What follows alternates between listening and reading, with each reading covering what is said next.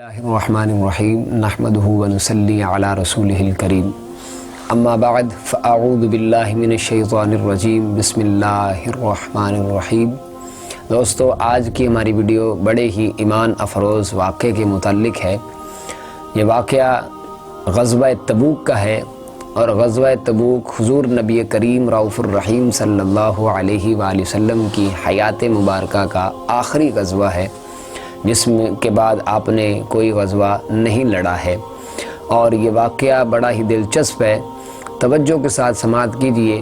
حضرت کعب ابن مالک رضی اللہ تعالی عنہ اس واقعے کو بیان کرنے والے ہیں، اور یہ واقعہ ان کی اپنی ذات کے متعلق ہے۔ اس کو امام مسلم نے اپنی صحیح مسلم میں روایت کیا ہے، اور خصائص کبریٰ میں جناب امام جلال الدین سیوطی نے روایت کیا ہے۔ مدارج النبوت میں امام شاہ عبد الحق محدث دہلوی نے اس بات کو روایت کیا ہے۔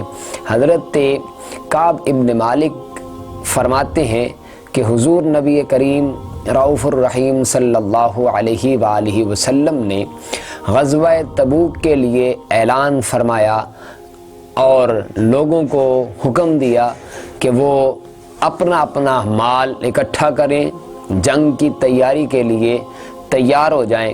تو میں بھی اس دنوں آسودہ حال تھا، میرے باغات پر پھل پکے ہوئے تھے۔ حضور نبی کریم صلی اللہ علیہ وآلہ وسلم اپنے ساتھیوں کو لے کر آپ جنگ تبوک کے لیے میدان تبوک کی طرف روانہ ہوئے۔ یہ بڑا کٹھن اور لمبا سفر تھا، تقریباً مدینہ طیبہ سے 1200 میل کا فاصلہ ہے تبوک کا، جہاں گرمی کی شدت بھی ہے، موسم کی سختیاں بھی موجود ہیں، اور پہاڑوں اور صحرا کا سفر ہے۔ تو یہ لمبا سفر تھا۔ میں چونکہ ان دنوں آسودہ حال تھا، تو میرے پاس مال بھی موجود تھا، سواری بھی موجود تھی۔ تو میں نے کہا کہ میرے باغ پر پھل پکا ہوا ہے، میں 1-2 دن میں اس سے فارغ ہو کر میں حضور کے ساتھ شامل ہو جاؤں گا۔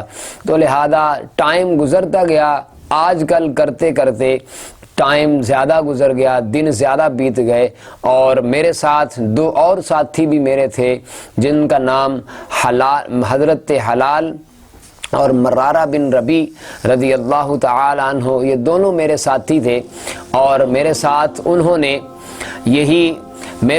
ان کو بھی یہی معاملہ درپیش ہوا، اور وہ بھی اسی طرح پیچھے رہ گئے۔ تو ہم جب مدینہ طیبہ میں دیکھتے تو منافقین اور ضعیف لوگوں کے سوا اور کوئی لوگ موجود نہ تھے۔ تو حضرت کعب ابن مالک رضی اللہ تعالی عنہ فرماتے ہیں کہ حضور کی واپسی کی خبر ملی، تو ہم حضور نبی کریم صلی اللہ علیہ وآلہ وسلم کے ساتھ آپ کو ملنے کے لیے گئے۔ تو لوگ بہانے بنا رہے تھے، قسمیں اٹھا کر اپنے اپنے بہانے پیش کر رہے تھے۔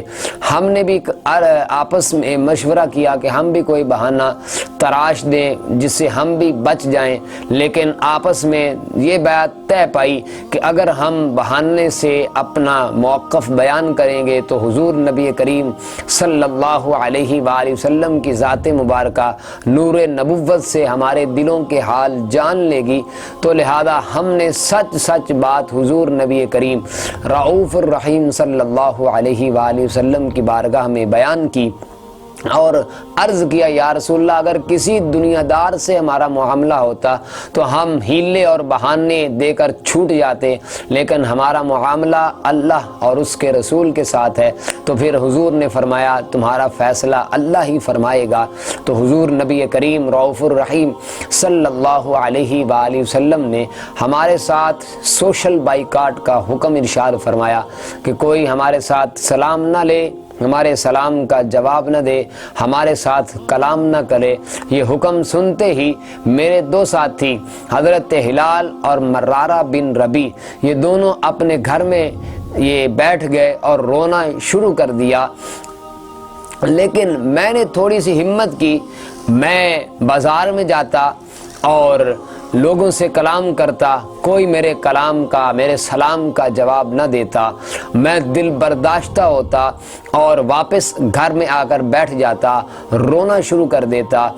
اور ایک دن میں بازار میں جا رہا تھا کہ مجھے ایک خط ملا جو شاہ غسان کا تھا کہ اس نے مجھے یہ پیشکش کی، مجھے یہ کہا کہ سنا ہے تیرا صاحب تجھ سے ناراض ہو گیا ہے، آؤ میرے پاس، میں تمہیں عہدہ بھی دیتا ہوں، تمہیں مرتبہ بھی دیتا ہوں، تمہیں عزت بھی دیتا ہوں۔ تو آپ رضی اللہ تعالی عنہ جلال میں آئے اور آپ کے آنکھوں سے آنسو بہنے شروع ہو گئے کہ آج دشمن بھی مجھ پر وار کرنا شروع کر رہا ہے اور مجھے وہ دعوت دے رہا ہے۔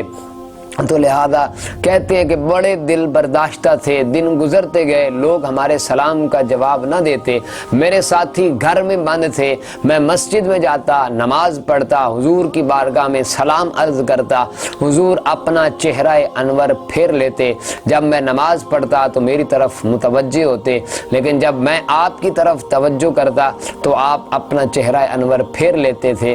لہذا میں ایک دن دل برداشتہ ہو کر اپنے دوست اور چچا زاد بھائی حضرت ابو قتادہ رضی اللہ تعالی عنہ کی دیوار پر چڑھا اور ان سے یہ کہا کہ تم میرے سلام کا جواب کیوں نہیں دیتے ہو؟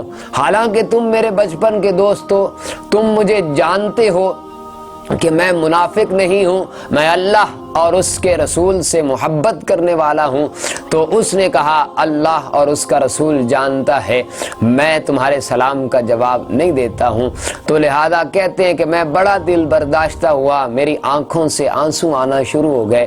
حضرت کعب ابن مالک کہتے ہیں ٹائم گزرتا گیا حتیٰ کہ 40 دن گزر گئے، لوگ ہمارے ساتھ کلام نہیں کرتے ہیں، ہمارے سلام کا جواب نہیں دیتے ہیں۔ 40ویں دن حضور نبی کریم رؤوف الرحیم صلی اللہ علیہ وآلہ وسلم کی بارگاہ سے ہمیں یہ حکم ملا کہ اب تم اپنی بیویوں سے بھی علیحدہ ہو جاؤ۔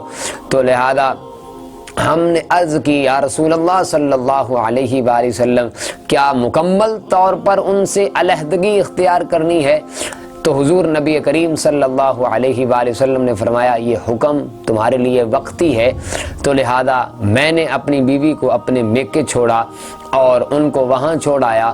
حضور نبی کریم صلی اللہ علیہ وآلہ وسلم کے حکم پر عمل کرتے ہوئے میں نے اپنی بیوی کو میکے چھوڑا اور واپس گھر آ گیا، روتا تھا اور دل برداشتہ ہوتا تھا کہ لوگ ہمارے ساتھ کلام نہیں کرتے، حضور ہمارے سلام کا جواب ارشاد نہیں فرماتے، وہ توجہ جو پہلے ہمارے اوپر مصطفیٰ کریم فرماتے تھے وہ آج نہیں ہو رہی ہے۔ تو اپنے گھر میں جا کر روتے، رات کو نوافل ادا کرتے، اللہ کی بارگاہ میں توبہ اور استغفار کرتے، دن کو روزہ رکھتے۔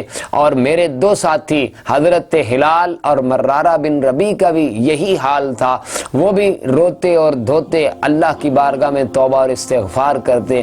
حضرت کعب ابن مالک رضی اللہ تعالیٰ عنہ فرماتے ہیں کہ ٹائم گزرتا گیا، دن گزرتے گئے حتیٰ کہ 50 دن ہو گئے۔ 50ویں دن اللہ رب العزت کی بارگاہ والا جا سے ہمارے لیے آیات بینات قرآن پاک کی نازل ہوئی۔ لقد تاب اللہ علی النبی والمہاجرین، یہ آیات بینات قرآن پاک کی ہمارے لیے اللہ رب العزت نے نازل فرمائی اور ہمارے توبہ کو قبول فرمایا، اور ہم حضور نبی کریم رؤوف الرحیم صلی اللہ علیہ وآلہ وسلم کی بارگاہ والا جا میں روتے ہوئے حاضر ہوئے۔ حضور نے تبسم فرما کر ہمارا استقبال کیا اور ہمیں بٹھایا اور اپنی رحمت بھرے ہاتھوں سے ہمارے جو آنسو ہیں وہ صاف کرتے ہوئے ہمیں دعاؤں سے نوازا۔ تو اس طرح ہماری یہ دعا قبول ہوئی، اللہ رب العزت نے ہمیں اپنے رحمتوں سے نوازا۔ یہ کعب ابن مالک رضی اللہ تعالی عنہ نے اپنی بیتی آپ اپنے حال سے سنائی اور اپنا ایمان افروز واقعہ ہم سے بیان فرمایا۔